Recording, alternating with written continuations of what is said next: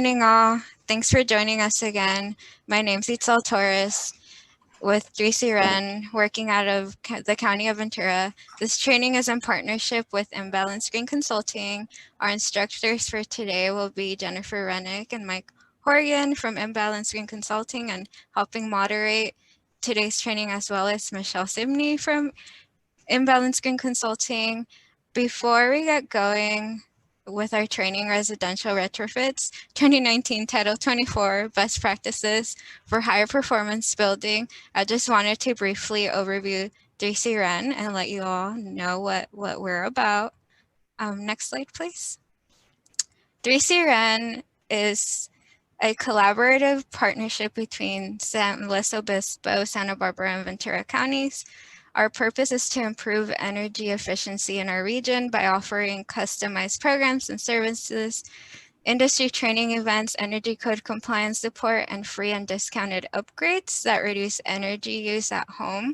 3C-REN is funded by ratepayer dollars that we all pay into our utility bills. The benefit of being a ratepayer funded is that instead of our money being distributed through the entire state, we return it back to our local economy, providing programs like the three that we offer, which are Energy Code Connect, Building Performance Training, Home Energy Savings. Next slide, please. Energy Code Connect serves all building professionals, offering services for everyone from plans examiners and inspectors to architects and contractors from both residential and non-residential application. ACC offers 3 distinct services: Energy Code Connect, and over the phone, online, over the counter, and in the field Title 24 consulting service, trainings with courses that are designed to increase overall energy code compliance and comprehension and enforcement, and quarterly regional forums covering policy and technical issues relevant to California Energy Code. Next slide. BPT, which is the program that we're offering this training for today, serves current and prospect building professionals with trainings offered to architects and engineers, contractors, and real estate professionals. BPT offers expert instruction covering technical skills related to building science and systems for high performance building, as well as soft skill training such as sales, marketing, and communication techniques for businesses. Next slide. And coming soon is our free and discounted home energy upgrades with the Home Energy Savings Program. Stay tuned for the launch of the multifamily program and the relaunch of the single family program as well. So more information to come on that one. And with that being said, I'd like to hand it off to Michelle to further introduce our instructors and our learning objectives for today's training. Thank you so much.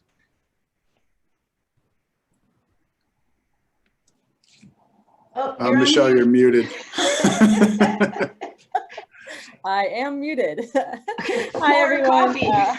My name is Michelle Zimney. I'm a senior sustainability consultant with Imbalanced Green Consulting. We're delighted to be presenting this program today in partnership with 3C-REN. The presenters that we have are 2 really great qualified folks, Jennifer Rennick, a certified energy analyst, as well as licensed architect, as well as Mike Horgan, certified passive house designer and licensed contractor here in California, although he used to be out in Boston, so I don't know if we should trust him or not. Today's program is about residential remodels, and I'll just briefly go over the learning objectives. Next slide, please. Today, we're going to focus on understanding major changes in the residential Title 24 building energy efficiency standards. We'd like to review the benefits and requirements of HERS measures and field verification. We'll be identifying best practices and the highest impact areas for retrofits, as well as offer an opportunity to discuss barriers and opportunities in managing a successful high performance retrofit. And with that, I'm going to hand it over to our presenters, Mike.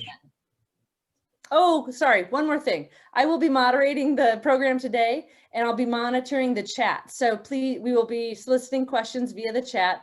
If you're not familiar with how to get questions into the chat, Hover your cursor over the bottom of your screen and the chat button will appear at the bottom. Click and you can either direct message me or message everyone.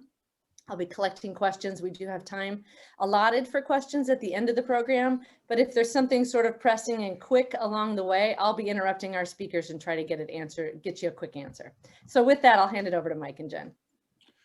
You know, we never even mentioned this, and I just realized it now that this photo is actually a deep energy retrofit, you know, near passive remodel that I was doing in 2012. Beginning the winter of 2012, 2013. I know we've had this photo on all these slides forever, and that's actually what this is, and that's what we're talking about today. So cool.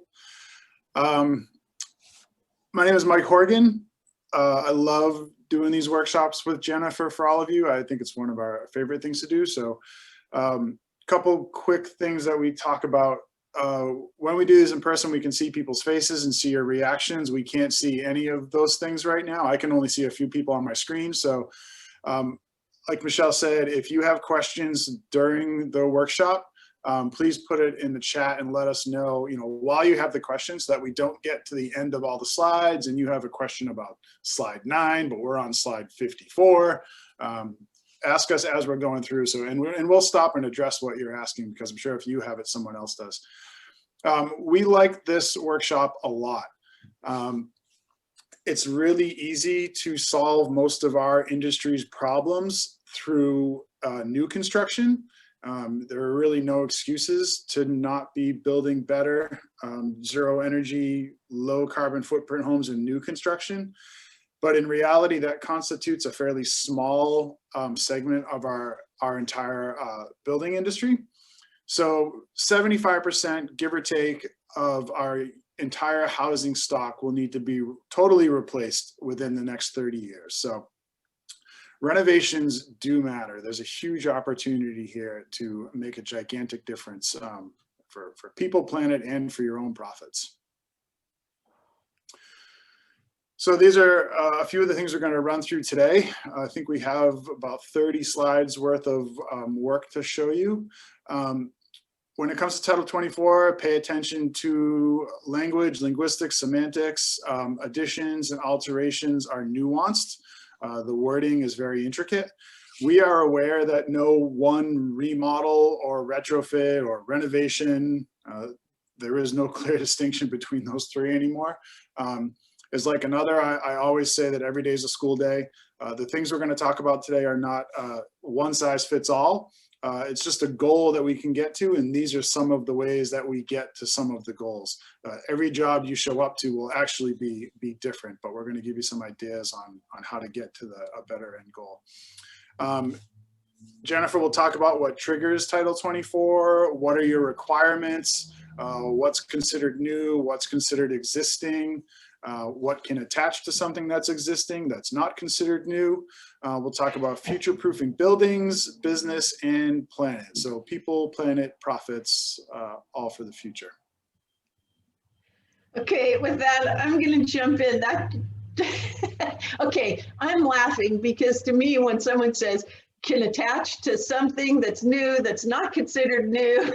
Like, what are you talking about? It's nuanced. But, in an attempt to make Title 24 Part 6 Energy Code more flexible for the reality of what we find in additions and alterations, yes, we do have a little bit of that where in walls, in the envelope, where it attaches to the old, it could be kind of counted as old, even though it's new, and we'll get to that. But I want to remind everybody, three kind of terms I'm going to keep talking about, and just this is a reminder probably for most of you, but mandatory measures are something that all the projects, everybody, all of them have to do. So you've got mandatory minimums, and that's code in the code. Then there's the prescriptive pathway that you're going to be looking at as a viable option for a lot of the additions and remodels, which is like following the recipe card. There's no trade-offs. If you just follow exactly what it says, you meet it. You don't have to worry about doing a whole model for the house. And then the performance pathway, there's options within that we'll hit on. briefly, which means you can model just an addition. You can model just the new with alterations. You can model the old and the new and the addition.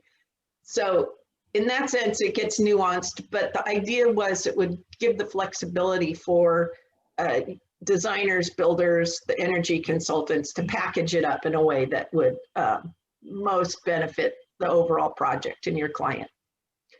And real quick, when we say addition, per the code, that means it adds floor area and volume. If it only adds floor area or only adds volume, it's considered an alteration. So you could have a bay window that's adding volume, but the bay window doesn't go to the floor, so it's an alteration. And along in that alteration category is anytime you're replacing a heating, cooling system or your hot water system or modifying your glass, your windows, your fenestration. If what we call retrofits, remodels, renovations, deep renovations, as far as the code's concerned, none of that exists and it's never mentioned in the code. That's just the common language we use to kind of lump all the stuff of additions and alterations together. And then the energy code does not deal with repairs. So if there's a broken window and you're an installer, your builder, you're helping to deal with a broken window, that's considered a repair, and you don't have to worry about dealing with this part of the energy code at all. Okay, Mike, So, I think we're gonna, yeah. Yeah, let's get into a little bit. We'll go through, we'll jump into the second segment here, how to get better performance and what are some of the best practices. I've been thinking about this word best a lot lately, I think it might be better to use the word better, because I kind of feel like the last thing the building industry needs right now is another mid-40s man telling everybody what I think is the absolute best way to do a project, because there are enough of them right now proliferating through our industry. So these are some better practices that I have used and people in our field, our little circle, have used. So best is what you decide is the best. There's an end goal, and the goal is to get to the end goal, and how you get there is up to you. So we'll give you some ideas on how. So when we're talking about retrofits, renovations, remodels, what are the opportunities? Where are they? When can you instill some of these practices? And I say they are everywhere, and you should do them every chance you get, because you will realistically, if you're opening up a home, it might be the first time in 50 or 100 years this home has been opened, and hopefully, if you're doing a good job, it will be the last time it's open for another 50 years. So you've got one shot to get into these existing walls and building transitions, wall transitions, and get some work done. I have a friend who's a business consultant, and he uses this acronym. I hate acronyms, but this one actually works really well. So Jay often talks about this OPEN, O-P-E-N, objective plan, established need. And he actually works in the passive house industry as well, besides being a business consultant. And we were talking one day, and he said, you know, you could actually change that around when you're talking about working with a client, and you can change it to NEPO, N-E-P-O, need, established, plan, objective. So the goal is to really as architects, designers, as builders, we want to be listening to our clients from the moment we start talking to them. So even if I go for an initial consultation about a project, hey, I'm thinking about doing something, maybe your crew will do it, maybe I'm going to shop it out to 6 other crews. Regardless, I tell the potential client that from the moment we start talking, I'm listening to every word they say, even if it's not directed right at me. Even if they're not saying, this is why we want to do this, I'm still listening to everything. Maybe they're talking to each other, and I'm listening to what's driving their motivation for even having me get in the front door. So if someone calls me and they're asking about doing a remodel, and really maybe they're not sure they need a remodel. They just know they need something different. What they do know is that they're cold every night in downtown San Luis Obispo in a 800 square foot house, that even in the summertime, they need blankets in order to sit on their couches in the living room. That tells me they might like a new kitchen, but what's really driving me getting in the door is that they kind of hate the house that they're living in because it's really uncomfortable. And in SLO, it's probably $1 million 800 square foot cottage, and they're uncomfortable. So there's good reason to be a little upset not being comfortable there. So I'm listening to what their need is, and then I'm establishing this plan of how to address their needs. So if they're uncomfortable, maybe they want a fancy kitchen, but that tells me to start looking at how the house is built, what's existing in this house already. I'm coming up with a plan to mitigate what it is that they're telling me is their problem, or maybe they haven't told me, but I'm listening to their conversation and saying, okay, there are some other things going on as to what's driving this.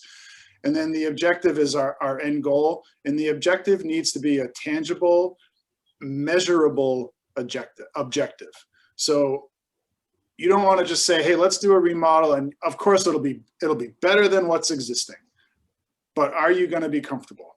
I have friends in town who have one of those $1 million 800 square foot cottages, put $550,000 into it, and are still uncomfortable and still freezing inside the same house.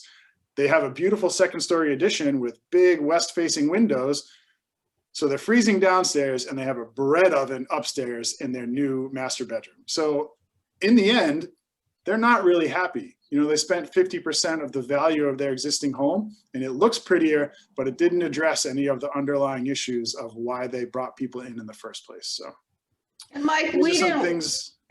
Sorry. Yeah, go for it. Yeah, Mike, they're your friends, but they were not our clients. Or your they client. were not clients. Nope, no. They're just friends. You know. Good friends who I was helping out. I didn't build it. I tried to help get it built, and it was just not something that the crew did. Great work, you know. The woodwork's beautiful, the cabinet's beautiful. It's beautiful, but it's pretty, and we should all be able to make something pretty. But to make something that's comfortable takes a little bit another level of attention. So. When you establish this objective, you know, what are the tangible ways of solving the problems, measurable ways of solving the problems? We'll talk about blower doors, talk about duct testing.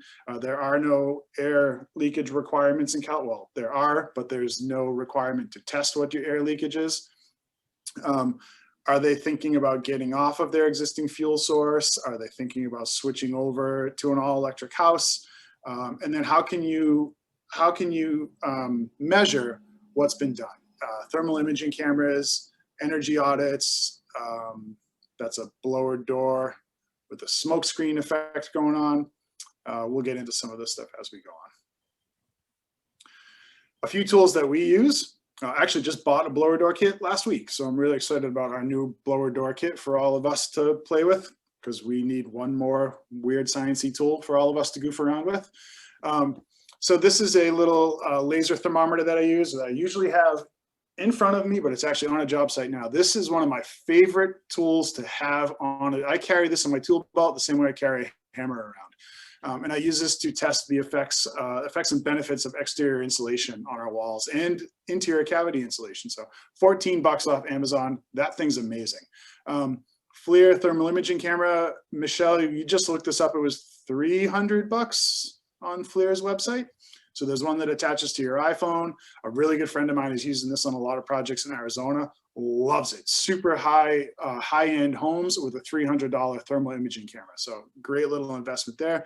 You can get a fancier one. The FLIRs go up to $1,500. I think you can spend a couple grand on one if you want to. These are just some tools that if you're a builder, you should have these in your toolbox. And if you're an architect, you should probably have these around the office, or at least be familiar with what they are. This one, you might not actually buy one, but we'll talk about needing to know what that is and how it works. This is probably the most beneficial tool for evaluating the work you've done on a home. So there's two quick slides here of some of the things to be listening for and some of the things to talk about in response to what you're hearing. So if your clients are worried about their energy costs and worried about saving energy, are they thinking about changing over their HVAC system? Would they think about going to a heat pump system, heating and air conditioning in one? Would they possibly think about, you know, heat pump hot water heaters? Or maybe they have an old tank system, and if they're on gas and they're going to stay on gas, maybe go to a tankless. Things some of us are probably familiar with, but should be part of the conversation. If you're opening up walls, insulation upgrades are important. Insulation upgrades without air sealing are basically a waste of money. That's like the definition of taking good money and throwing it at bad product. So just putting more of something into a wall, but not doing the one thing that makes it work better is effectively a waste of money. So if you're talking about insulating cavities, insulating ceilings, you need to be talking about air sealing at the same time, or you are wasting the client's money with the insulation. Comfort perspectives. So the friends that I'm talking about have a gigantic west-facing window on the first floor as well, and it's right in their little dinner nook where they like to eat. So their little dinner nook is about 110 degrees, just around 4 o'clock every day. So are these things that need to be changed? Think about the directions of windows where they're facing. If they're gonna put a dining area on a west-facing wall, think about when you replace the windows, the solar heat gain coefficients of those windows and shading in that spot so that people aren't cooking inside there. Again, the insulation, the air sealing. Now that you've done an air sealing job on the home, as you're opening up the walls, maybe you want to think about bringing in a balanced fresh air exchange system, filtered fresh air into the home, maybe get rid of a whole house fan, because a whole house fan operates on the basis that the home is very leaky, and we're trying to not have our homes be very leaky. So now you need to reintroduce some kind of fresh air into that home. Maybe it's just aesthetics and design, which there's nothing wrong with having those things drive the project as long as we're paying attention to some of the other things as well. Is it a health perspective? A lot of homes around here, I've learned, a lot of homes around here are built on crawl spaces, and many of these homes are built as just a three-sided box. Walls and a roof are insulated, and the crawl space underneath, that's oftentimes just a mud pit and very damp. That air that's part of your enclosure. That should be considered part of the house because that air is inside the house. The only way it's getting out of that basement, even if you have vents, some of it's going through the vents, a lot of it is going into a house through the floor, particularly if you have a whole house fan, it's pulling air from the crawl space through the home out the whole house fan. So you can walk into a house and most of us can probably tell something's wrong in here. Smells a little mildewy, a little musty. That's a sign that that crawl space probably needs some work. So resiliency and durability. As we start to build these better sealed homes, as we're remodeling these homes, you want to think about doing this just once. So the original studies of the original passive house homes that were built 30 years ago now are coming out showing that they've needed virtually no improvements anywhere on the home, interior and exterior. I think one wood windowsill was replaced on the original set of passive house buildings that were built in Germany 30 years ago. So resiliency and durability is a really good talking point for working with your clients and letting them know that there are ways to build these walls, to build them back up so that they'll never have to deal with them ever again and have really low maintenance costs in any of these situations. So the indoor air quality, that's the fresh air exchange systems that we'll talk about. Battery backup, are they going to move to PVs? Are they going to use a battery? Is there room to put a battery? Do they have 10 feet of an open wall on the outside of a garage or maybe the inside of the garage somewhere? Non-vented attic spaces. And then that crawl space issue in existing homes, I find to be one of the easiest and most effective things to combat first. Should you begin with an energy audit? Yeah, it should be one of the first things you do. Super easy, make 1 or 2 quick phone calls and just have Paul, our friend Paul, come out to a project, do an energy audit on the home, and he can give you kind of bullet points of things you can address directly. That you might not have to address them first, but you'd want to address them throughout the course of the project. I'm going to talk a little bit about the envelope enclosures and how that interacts with Title 24. And one thing about the HERS rater, Paul, we saw it on the ladder, is for our Title 24 compliance on the additions, alterations, a lot of times you will need a HERS rater such as Paul to come to the house to document what's existing.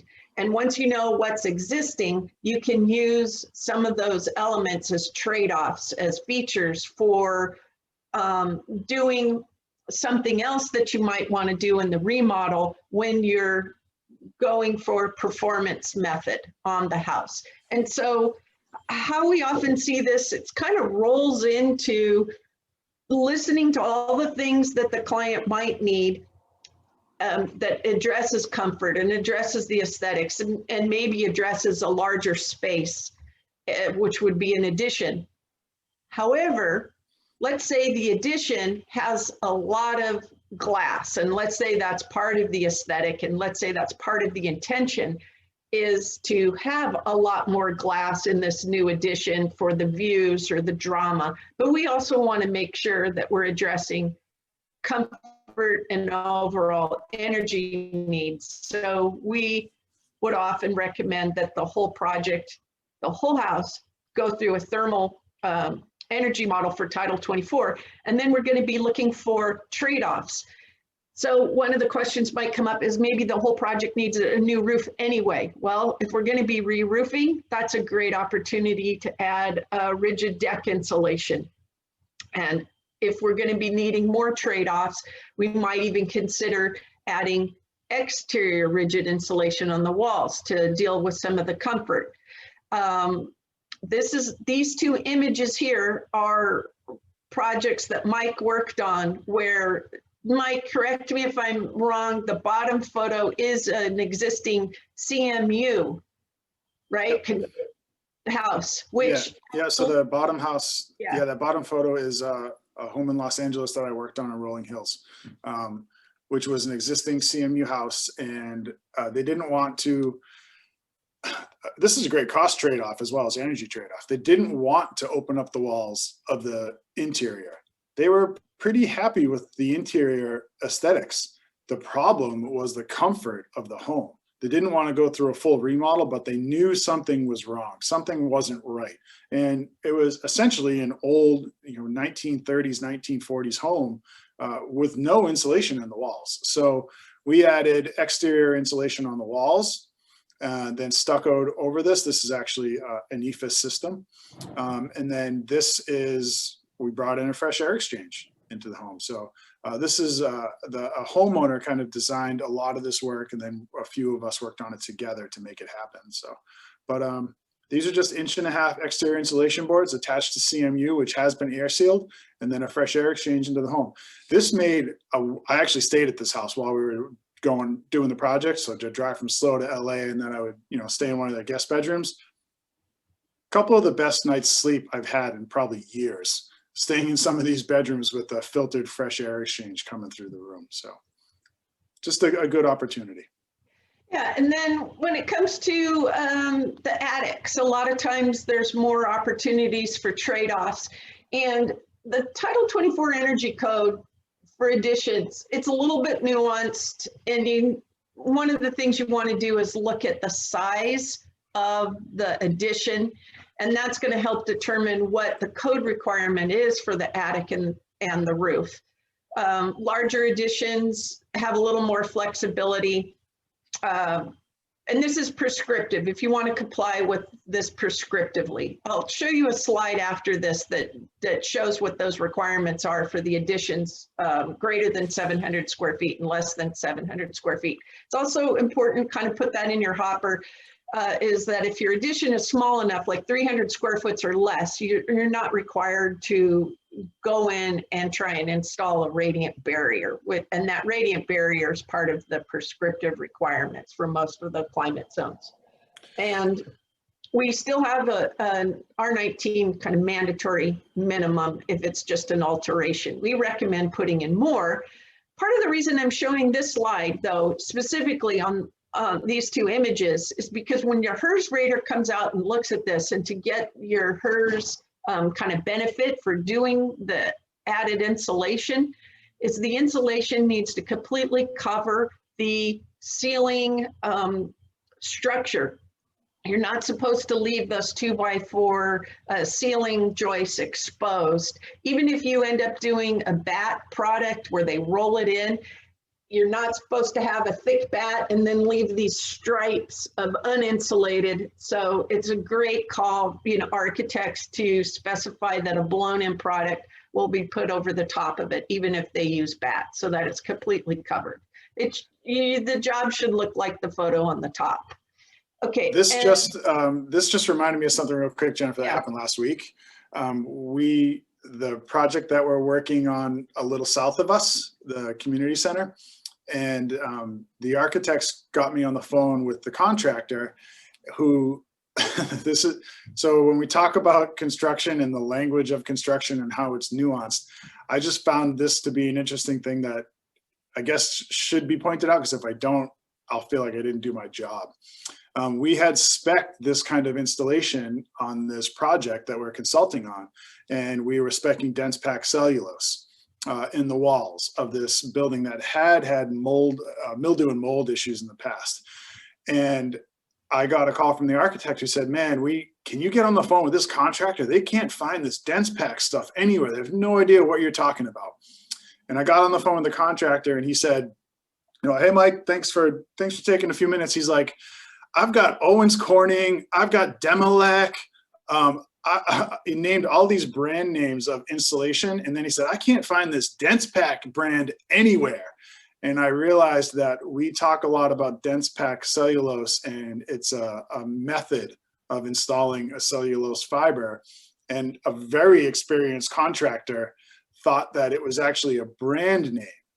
And he had been pushing back for, you know, a couple months saying, look, we can't get this stuff. And I kept saying, no, there's a crew right in Santa Maria. They go all over the coast. They'll install it. And he said, look, no one sells this dense pack stuff.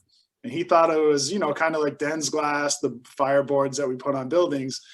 So it's just interesting that language plays a big role in a lot of this stuff. So anyway, right, so dense pack cellulose is a method. Right. So, you know, spell out the materials more too, right? And yeah, I think that's a great story. And we just seeing there's a greater opportunity for communication, and it really has been helping to get the whole team on board.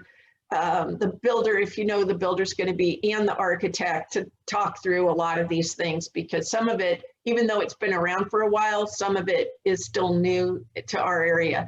As far as the code specifically, the code requirements, our projects for the Tri-County regions are typically climate zones 4, 5, 6, and 9.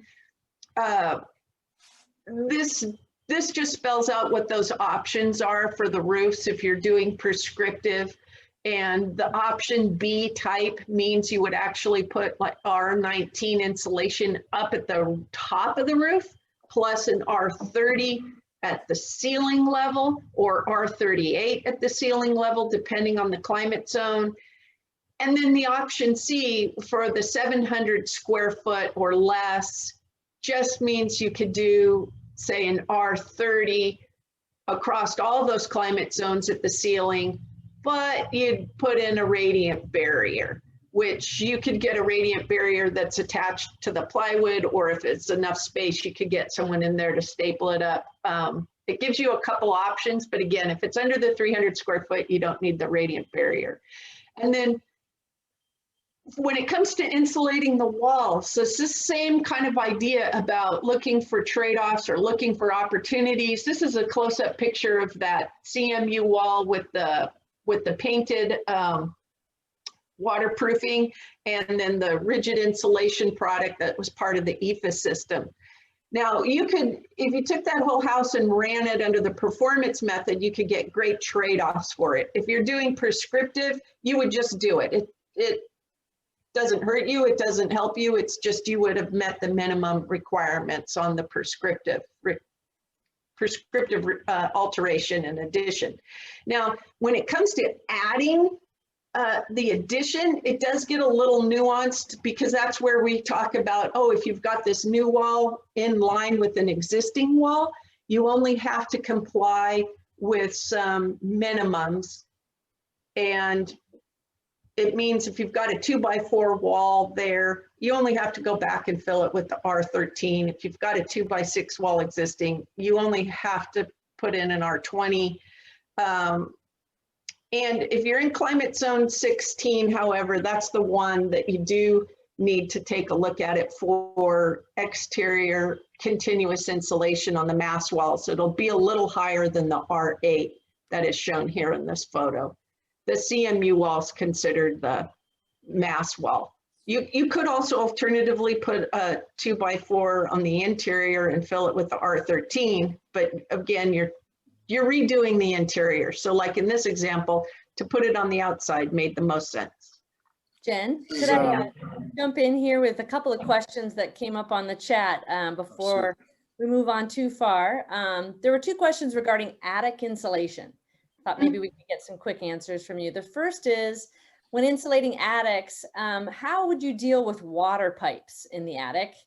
The second question is, does the attic insulation requirement apply to existing attics when doing an addition?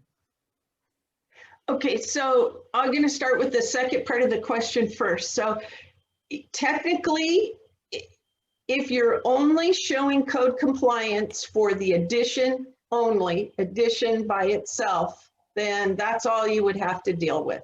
But there's an opportunity for improving the performance overall for your clients, and there's no rule against adding more insulation in the rest of the attic. And possibly, if you include that as part of your energy modeling, you could take a credit for that added insulation to say, mitigate against having bigger, larger viewing windows than you would normally, that normally would show up in the baseline requirement.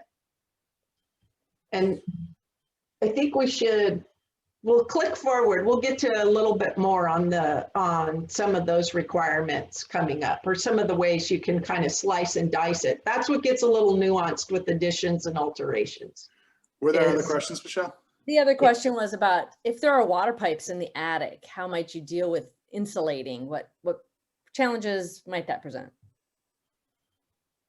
So there's air sealing component of it. So anytime when you are redoing that attic and the roof on the existing, it kind of goes back to what Mike was saying. And he's going to show a few pictures of what you can do for the walls, but it's similar for penetrations through the top, through the lid, is you want to air seal around it. You want to gasket it. Sometimes you need to make, cut a piece of plywood or OSB and seal it, and, you know, squeeze it around the pipe, and then make sure you seal around the pipe itself. And there's specialized gaskets you can use for that. But the whole idea is that any place at the top of the walls, pipes, vent pipes, anything, as much as you can air seal that whole lid and then put the new insulation in, the better. I've got a project up in Campbell right now where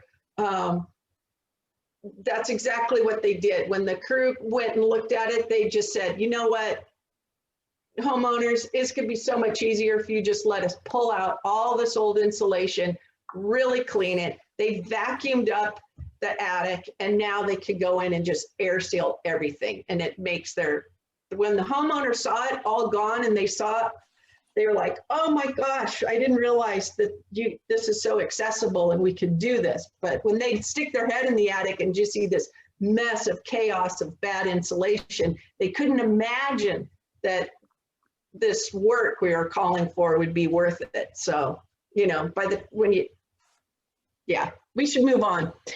Yeah, okay. Michelle, I think we should maybe go back to that question at the end too, because I'm not sure if the question was pertaining to putting water lines in an insulated space in a cavity. So let's make sure we actually yes, get good point. the answer to the correct question on that one. So, okay, let's roll.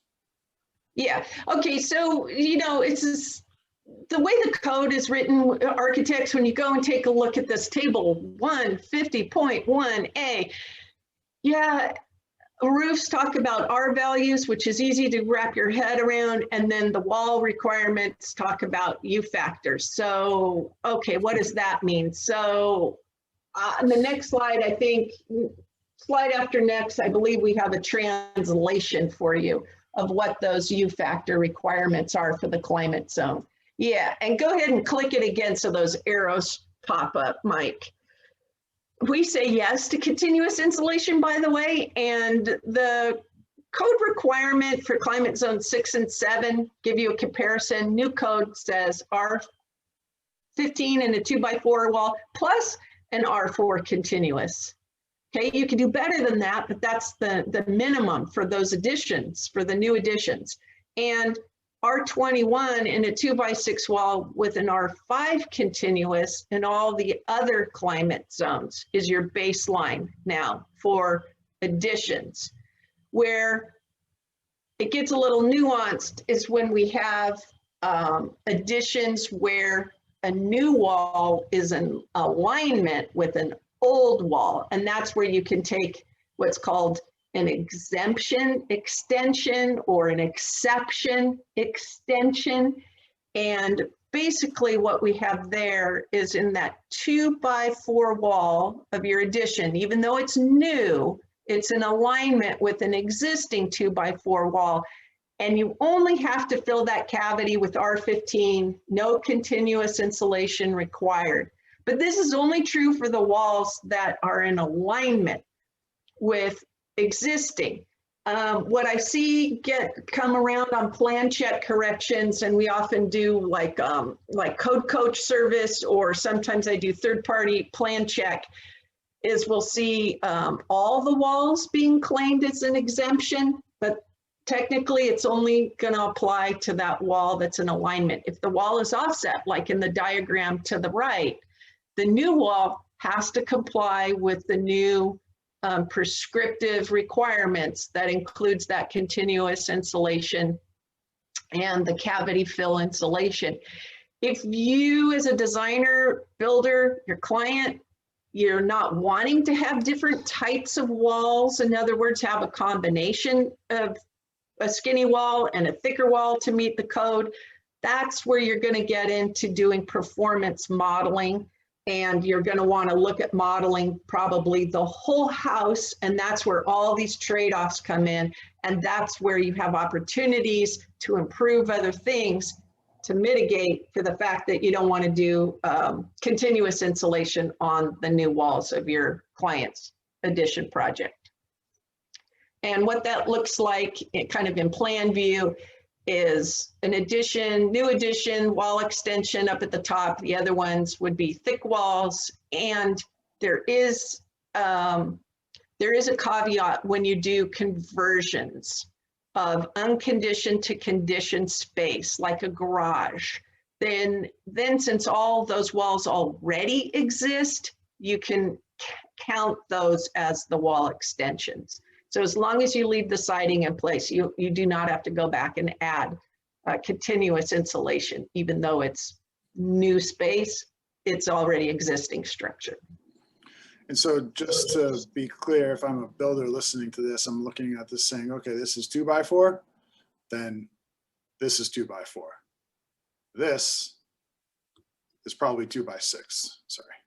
With continuous insulation. With continuous insulation, yep.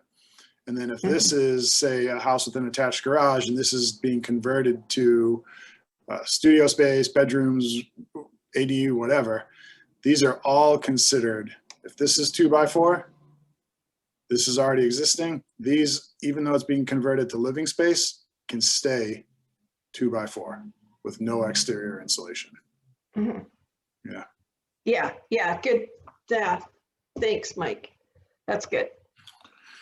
I love this little quote from Mies. I'm not an architect, though I stayed at a Holiday Inn last night. But I like to do the design on most of my projects, and I like this little quote, "God is in the details," because it really does come down to details and transitions. So connecting old to new. This is a project I helped out on. Happens to be the one with my friends who spent 50% of the value of their home and are still really uncomfortable. And this is their old existing house. Old Doug fir 2x4, really pretty. Can't even get these anymore. Can hardly get anything right now. And then this is the new addition that they attached to their home. And you can see this is about 1.5 inches of a hole in the wall. That's the brush on the side of their house there. This was never filled with anything. This was actually left open, and some Tyvek got wrapped into the corner on the outside, but it was never sealed. This was never filled with a block of insulation or anything. So they essentially have this, it's probably 12 inches or so, and 1.5 inches wide hole in the wall of a brand new, $500,000 addition that they did to their house. So that's a massive hole. And actually the stairs are to the right, and what's at the top of the stairs? A whole house fan, which is pulling air through their existing home. Most of it probably where the problem is that the crawl space underneath has not been thought of as part of the conditioned floor area, and a 3-sided box has been built.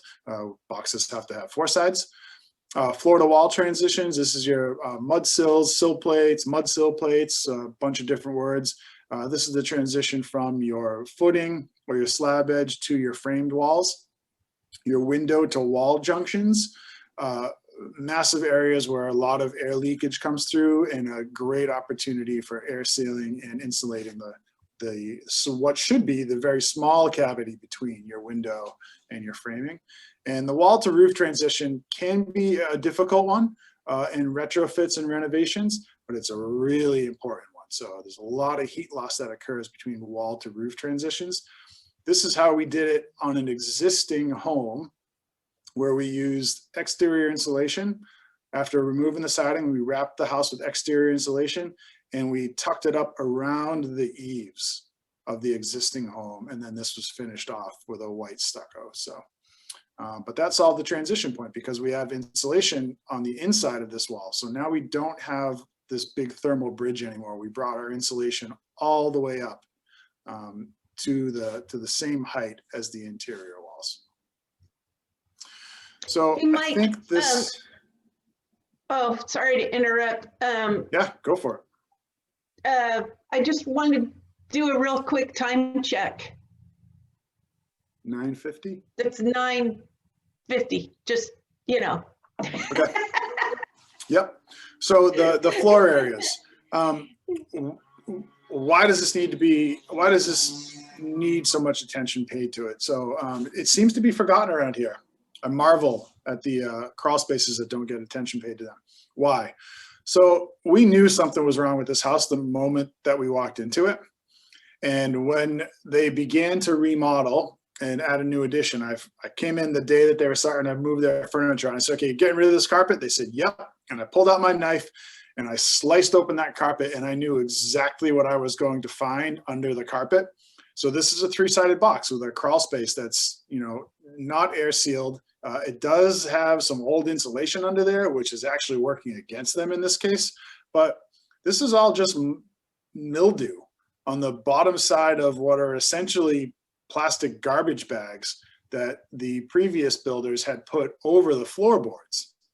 So all the moisture from the crawl space is coming up into the home, getting trapped by this vapor barrier that they put on top of the wood, and then just causing mildew and mold to grow underneath a carpet that's in an existing home.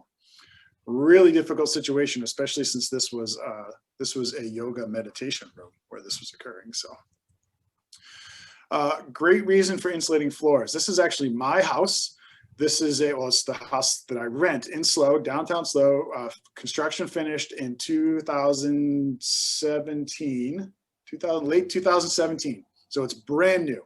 I moved in before backsplashes were even finished. I've got a typical gas wall heater in the center of the home. So on this particular night, this is early in the morning. That particular night, I left the heat on all night, probably around 70, 72 or something. Woke up in the morning and I could tell right in front of the heater, 82 degrees. Here's that little $14 laser thermometer that I carry everywhere with me. Kind of weird that it's everywhere with me, but it's often on my side. 10 feet away in my bedroom, closer to the exterior wall, the heat has now been on in the house probably 6 or 7 hours, minimally 63 degrees. So only 10 feet away, all that heat that's coming out of this gas furnace is lost. So it's not 70 degrees in the house. It's 82 degrees on the floor in front of the furnace, in front of the heater. And then it's 10 degrees lower than the thermostat, only 10 feet away. So that's because the floor is not insulated. It's a 3-sided box. This should be a video of, this is a house I worked on in Orchid. And in this instance, we were doing a blower door test on the home. So what we're doing is we're filling the house with air, we're pressurizing the house, and it's leaking out anywhere where there's a hole in the building. The reason we were doing it in this case was because the contractor had already been paid $5,500 for air sealing as part of the renovation and remodel. And as soon as we turned the blower door on to test the leakage, you could hear whistles coming through holes in the walls. Some of them were around the windows, but I knew that this one was on the floor. So I grabbed a plastic bag, ripped a little piece of it off and dropped it on the floor, and it just instantly sucked to the baseboard of the exterior wall. So even though they were paid $5,500 to do air sealing as part of the remodeling effort, it was never done. And this is that mud sill transition area that needs to be needs to have attention paid to it. Penetrations, minimize the number of large penetrations and maximize the number of small penetrations. So this is one penetration for a fresh air exchange system. So this is about an 8-inch diameter can. So one penetration for that, and then sealed around the edges. And then my wires, you want to have smaller penetrations, but more of them. This is a real problem area. Oftentimes you have electricians come in and just put a 6-inch hole saw through a wall or a 4-inch hole saw through a wall and run all their wires through that wall. This happens everywhere. This happened on the passive house that I'm building right now after we had a meeting with the electricians and plumbers to say, hey guys, we've got a real goal of hitting air sealing requirements on this home. We've got to pay attention to the penetrations we put in the wall. And instantly, the first guy that grabbed the hole saw just kind of reverted to the way it's always been done and put a 4-inch hole through our exterior enclosure wall and then ran all their wires through. And I saw it the next day. So that becomes a real problem issue. But sealing these small penetrations is quite easy. And there are a number of different ways you can do it. So use a half-inch bit to run holes for wires, and then they're a lot easier to seal. Windows are another big part of alterations, remodels, retrofits. You know, they're bring light and aesthetics to a project, and a lot of people, just a lot of homeowners we find want new windows. What we like to look at and to consider is all those things we talked about with comfort, but then also look at the windows themselves and really look at the condition of the existing windows to determine if that is the best money spent. And of course, if the windows are single paned, then yes, that makes sense to replace them with double paned. If they're metal framed windows, yes, we want to consider non-metal framed windows.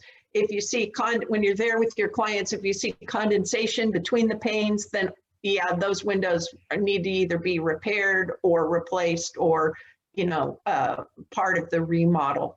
Also, if your clients need more quiet, then it might be worth replacing the windows with windows that have a really good outside sound transmission rating to help make the place more quiet.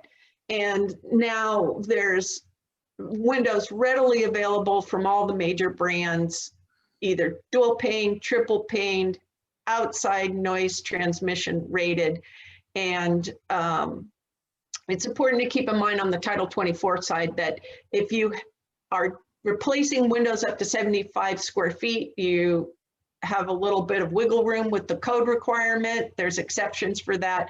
And also if you're just replacing the glass because of, say, there's condensation in the panes and the seal is broken, those become replacements and it's considered a repair. And you can do that to all the windows without triggering Title 24.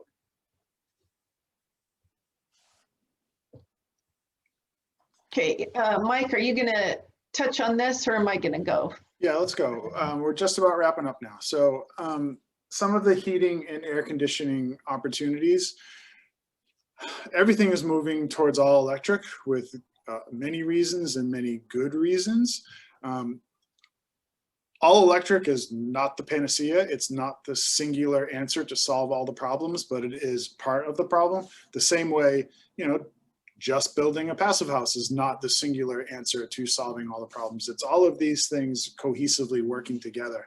And part of that move, you know, away from fossil fuels towards smaller footprints, towards healthier homes is getting our existing housing structure, which 75% of will be replaced in the next 30 years, off of fossil fuels and onto some electric sources. So consider heat pumps for space conditioning and for hot water. So there are a couple different systems. We do an entire workshop. We did it twice in the last 2 weeks on heat pumps for space conditioning.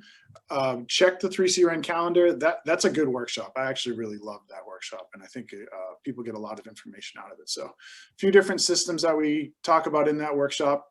There are ducted heat pump systems, typical of like our gas FAU systems. There are partially ducted systems, which go by a few different monikers.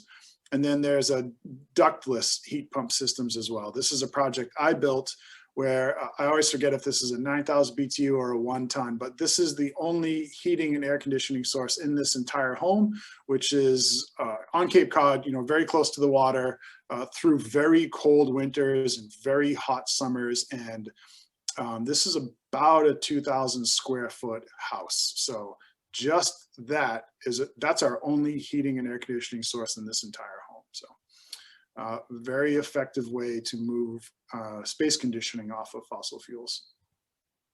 Minimally, switching to a smart thermostat. That should be part of everybody's package at this point, but if you're not thinking about it, now you're aware. If you have the opportunity to possibly switch the hot water system, minimally a gas tankless system is pretty easy to do. Heat pump hot water heaters are also fairly easy. If they have a tank system in a garage or in a storage area or a mechanical room, even inside the house, switching out a gas tank system to a heat pump water heater system is fairly quick to do. Lots of videos on YouTube. The guys from This Old House love doing this kind of work, and they've got a bunch of videos on their website showing how easy it is to do. And if those stodgy old guys from New England can do it, anybody here in California can definitely do it. So take a look at what's existing in the house now. You know, are they on gas? Are they on propane? Do they have a tank that's greater than 5 years old and, you know, maybe on its way out? Do they have uninsulated water lines? Our hot water lines are meant to be insulated. Oftentimes they won't be if it's an old house. Take a look at the plumbing runs, and is there an opportunity to bring some kind of a centrally located hot water system? Can you move it from maybe on the outside of one end of the house and get it somewhere centrally located so the line runs are shorter? Can you get rid of a continuously running recirc pump? Are they really needed? Is the hot water demand of, you know, waiting 1 second really that necessary? Could they wait 4 or 5 seconds? And if it's not possible to get a centrally located system, maybe there's an area that they're not using very often. It doesn't need hot water to it all the time. Maybe a point of use might be better, like a guest room with a kitchenette in it.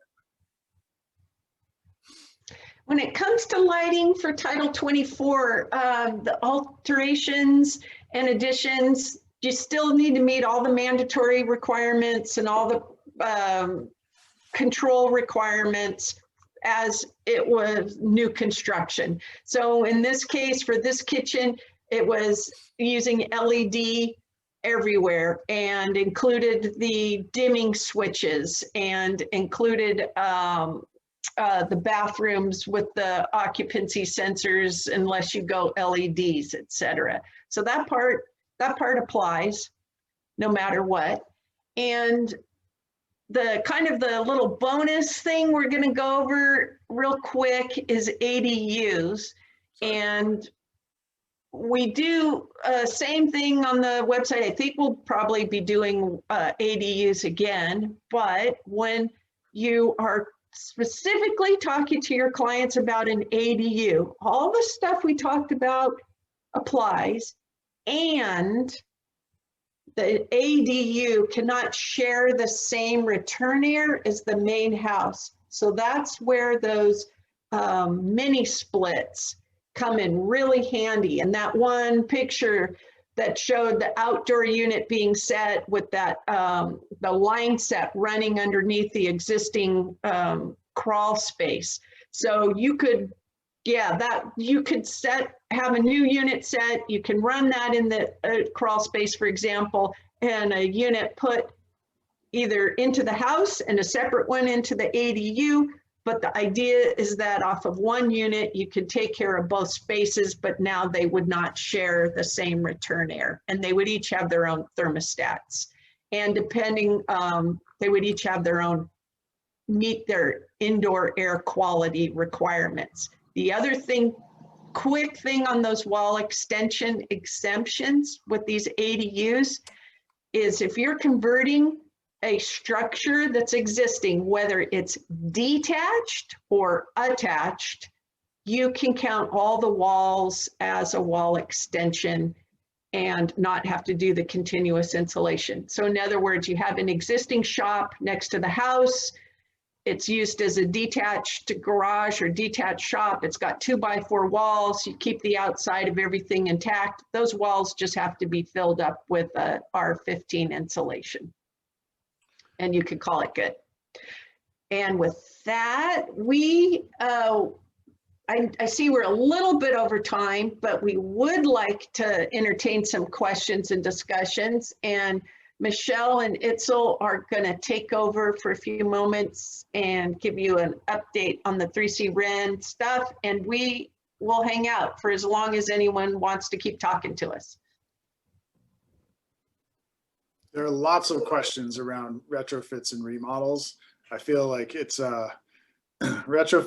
I did a lot of retrofits and deep energy retrofits for the first 13 years I was building. It was largely what we did in adding these big new additions to these existing homes. There's a reason it's more difficult to do. It does take a lot of hands-on work to do, but it's a really necessary thing that has to happen. Oh, and one last thing. Yeah, I saw in the chat, Christopher, thank you. Yes, put the update on that ADU handbook. And I totally forgot to update that slide with the new handbook. So thank you for catching that. And he put the link in the chat for the updated version of the handbook. That handbook is super, super handy if you're working on ADUs. Yeah, so I'll quickly jump into so we could get back to answering all your questions. I just wanted to thank you all again for joining us today. For those who are new to our network, welcome. We encourage you to continue getting involved. There's AIA learning units available today. Please contact me personally if you have any questions about CEUs. Coming to your inbox, there'll be the presentation recording and also an additional survey. I will launch a survey right now through Zoom that is just a couple quick questions that's really helpful for our team to collect for reporting. So please feel free as I'm updating you on upcoming courses to fill that out.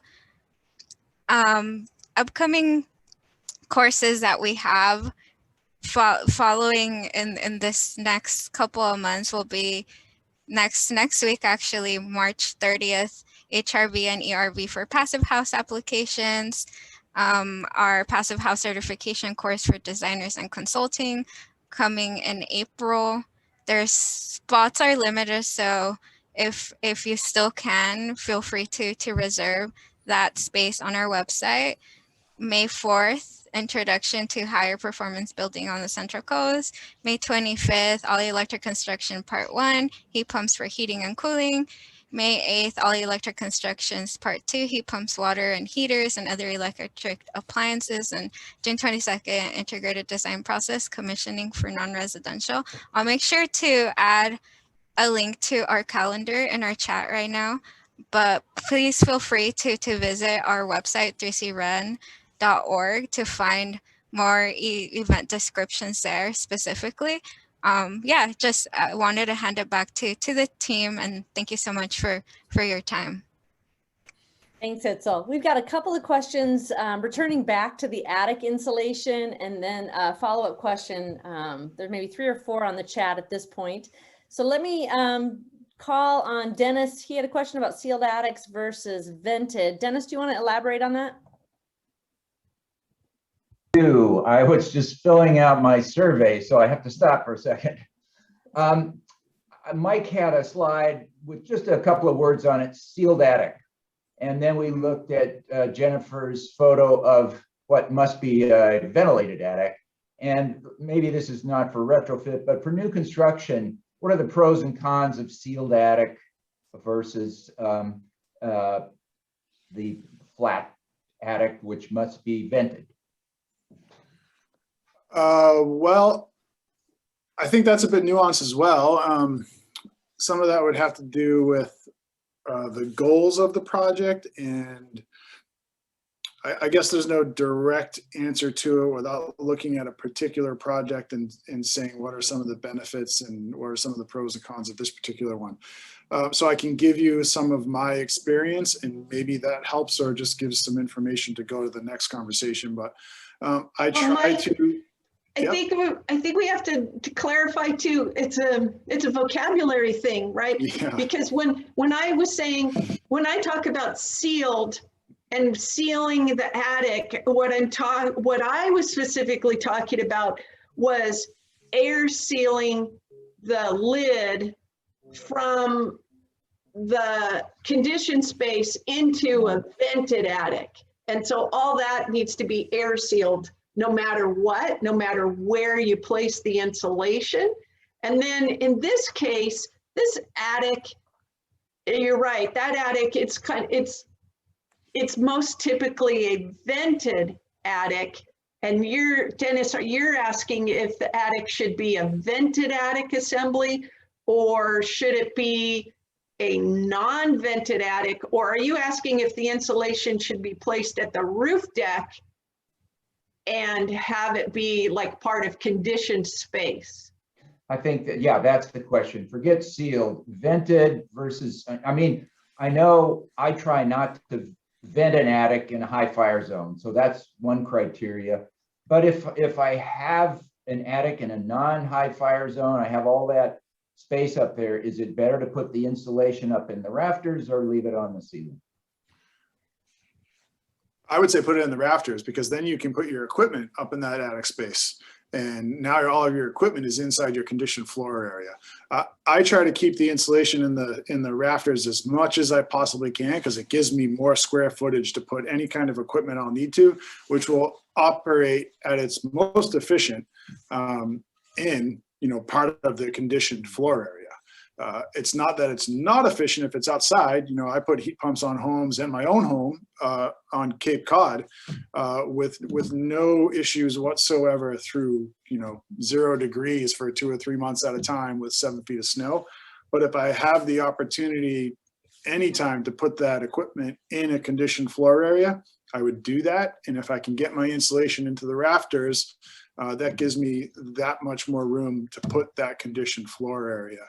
Dennis, what I usually do is, I know you don't want to vent in a fire area, and I'm sure you know that there are vents we can use in those areas, but I try to vent just the space above the outside of my enclosure. So I will build a 1/2-inch cavity on top of my roof and then put my sheathing on that. So I have a continuous vent. I can still insulate my rafters, but I have a vented roof. So if I've got my metal roofing on top of that sheathing, or if it's clay or architectural asphalt shingles, I keep that half-inch gap below that material so that the heat doesn't get into my enclosure. That's just one way that I've done it. That lets me keep that stuff in the attic. I think we're kind of getting to the answer, but Yeah, thanks. okay. Great, thanks, Mike and Jen. We did also have that question from Robin that we said we would circle back around on regarding having water pipes in the attic and how to deal with insulation. I'm not sure if Robin is still on the line. Robin, do you want to just unmute and maybe elaborate on your question? If you're still there.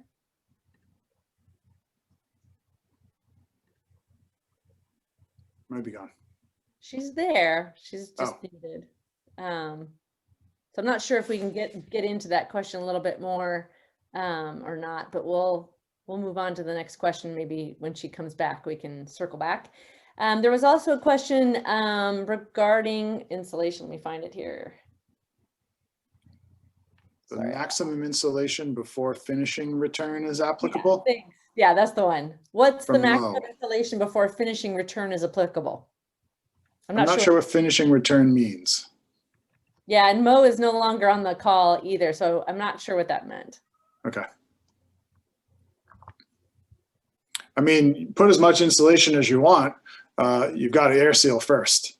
The air sealing is just as well, more effective than just adding insulation. Throwing insulation at a project without air sealing is kind of the definition of good money chasing a bad idea. Okay, so Robin, maybe her mic isn't working. She's saying she's wondering about preventing freezing of pipes. Oh. So active water pipes in the attic and how to insulate around them to prevent freezing. Sure. Jennifer? I mean, oh, that's funny because I was like, oh, settling in for the answer from Mike. Okay, so depending on your climate zone, but in general, we at Imbalance Green Consulting, we like to have as part of our standard when we work with our clients is to have all pipes insulated, called out, and a couple of the mechanical engineering firms we work with do the same thing. That said, the proper pipe insulation is a true R7 per inch, and it's a thick, rubbery, not a pool noodle, not like just the, $1.99 soft gray stuff you pick up at Home Depot or any place else, but it's a real heavy duty product. It's a true R7 per inch. You can get it at Home Depot. They might have to special order it or you have to ask for it. We highly recommend that. It's got a slit in it. You put it on, tape it on. They even make the parts for the joints that bend with the pipes. And we recommend every place you can access the water pipes that you use that product. And if possible, that all your pipes are buried underneath the insulation. Yeah, that's great. It could be, and same within a wall. And so where you come, if the wall's exposed and the water pipe is coming into a stud and they had to drill a hole, you can just butt the insulation up on either side of the stud. That's acceptable. Oftentimes you'd want to be careful if you're really worried about freezing and you're in an area where it freezes, say you're in Paso or Tascadero during the winters where it does get cold for long durations. It's recommended to not have your water lines in exterior walls if you can avoid it. But if you're retrofitting a home and the water lines are in exterior walls, adding exterior insulation solves the problem. So now you've got water lines in an insulated wall. So just another reason why exterior insulation makes a huge difference in all your conditioning, water heating and space conditioning. All of that stuff is now inside your conditioned floor area, your conditioned walls. It's nuanced, but I think that helps answer it. So. Thanks, Mike. Yeah, if not, chime in. Mhm. Yeah, I think that brings us to the end of the questions, and we are right at 10